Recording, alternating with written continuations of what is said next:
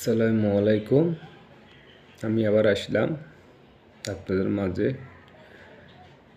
গজলটা কেমন লাগে বলিয়ে। জন্ম আমার নবীর যুগে হলে কেমন হতো, জন্ম আমার নবীর যুগে হলে কেমন হতো।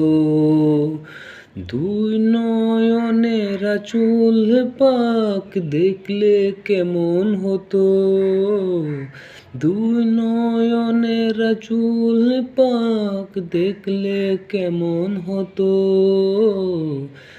জন্ম আমার নবীর যুগে হলে কেমন হতো, ধর্ম আমার নবীর যুগে হলে কেমন হতো।